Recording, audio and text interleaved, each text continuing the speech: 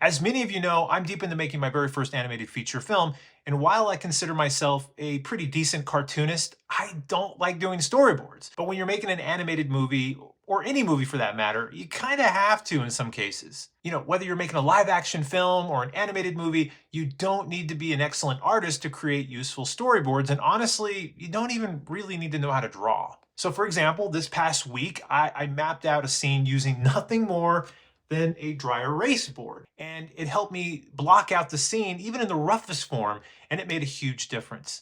And let's be real, what I sketched here is not exactly what ended up on screen, and that's okay, because the point of it wasn't to create some perfect storyboard. It was to help me see my film through the eyes of the editor and ultimately help tell the story in a kinetic way that'll hopefully inspire people to keep watching. So here's my best advice.